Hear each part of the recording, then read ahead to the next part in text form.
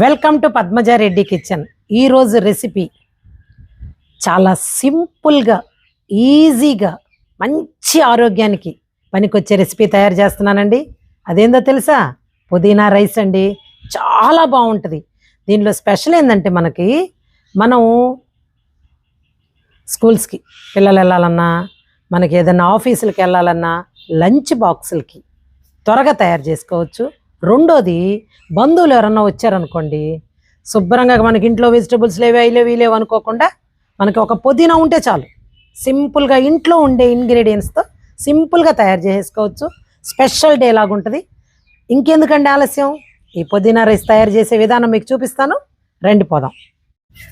చూడండి, మనకి పుదీనా రైస్ కోసం పుదీనాను తెచ్చుకున్నాను నేను. చూడండి, ఫ్రెష్గా ఉంది. ఇప్పుడు ఏం లేదండి, దీన్ని మనం ఇలా ఆకుల్ని ఒలిచిపెట్టుకొని మనకి ఎన్ని కావాల్సి వస్తుందో ఇప్పుడు నేను చేయబోయే ఈ రైస్కి మనకి ఒక చూపిస్తానండి. నేను క్వాంటిటీ అంతా మీకు లెక్క. దానికి సరిపడే ఆకులు నేను ఇప్పుడు పుదీనా ఆకులు ఇందులో ఒలిచిపెట్టుకుంటాను. ఒలిచిపెట్టి వీటిని శుభ్రంగా కడిగి పక్కన పెట్టుకుంటాను. మీకు ఇప్పుడు ఇంగ్రీడియంట్స్ కూడా చూపించేస్తాను నేను. అప్పుడు మనం ఎలా చేయాలో చూసేద్దాం. ఇప్పుడు పుదీనా రైస్కి ఏమేమి ఇంగ్రీడియంట్స్ కావాలో చెప్తాను నేను. ముందుగా మనం ఈ పుదీనా ఆకుని ఒలిచిపెట్టుకున్నానండి శుభ్రంగా. ఈ విధంగా ఒలిచిపెట్టుకున్న తర్వాత చూడండి, మనకి ఒక అల్లం ముక్క, కొంచెం కొబ్బరి, ఒక 5-6 వెల్లుల్లి రెబ్బలు, ఒక చిన్న ఆనియన్, మీడియం ఆనియన్ కట్ చేసి పెట్టాను నేను దీన్ని. చూడండి, కొద్దిగా జీడిపప్పు, కొంచెం అండి చింతపండు జస్ట్ టేస్ట్కి, కొంచెం తెల్ల నువ్వులు, జీలకర్ర, ఒక 2 పచ్చిమిర్చి, లెమన్. వీటితో నేను ఇప్పుడు మీకు పుదీనా రైస్ ఎలా తయారు చేయాలో చూపిస్తానండి. ముందుగా మనం శుభ్రంగా వాష్ చేసేసానండి నీళ్ళల్లో ఆకులు. పుదీనా ఆకులు వేసేసుకున్నాం కదా. ఇప్పుడు ఇందులో ఇదిగోండి, కొంచెం చింతపండు కడిగి పెట్టుకున్నాను, అల్లం ముక్క వేసేసుకుంటున్నాను, ఇవి వెల్లుల్లి రెబ్బలు, కొంచెం కొబ్బరి, 2 పచ్చిమిర్చి. వీటిని ఇప్పుడు నేను ఇదండి కొంచెం ఇందులోనే మనం చూడండి తెల్ల నువ్వులు, జీలకర్ర వేసేసి ఇప్పుడు దీన్ని నేను శుభ్రంగా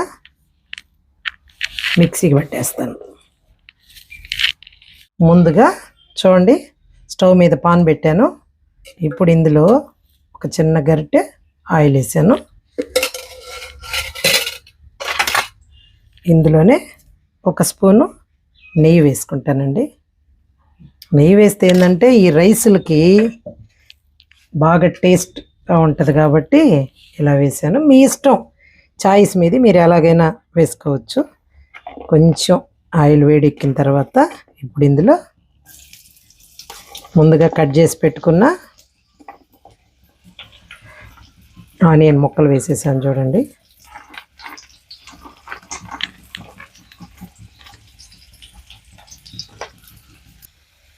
చూడండి ఇప్పుడు ముందుగా చూడండి, ఈ మెత్తబడిపోయినాయి కదా, కొద్దిగా మరీ ఫ్రై అవ్వాల్సిన అవసరం లేదు. ఇప్పుడు ఇందులో కొద్దిగా జీడిపప్పు, టేస్ట్ కోసం, తినేటప్పుడు బాగా పలుకుగా తగలాలన్నా బాగుంటుంది. చూడండి, ఇది కూడా కొంచెం ఫ్రై చేద్దాం. ఇప్పుడు ఒక రెమ్మ కరివేపాకు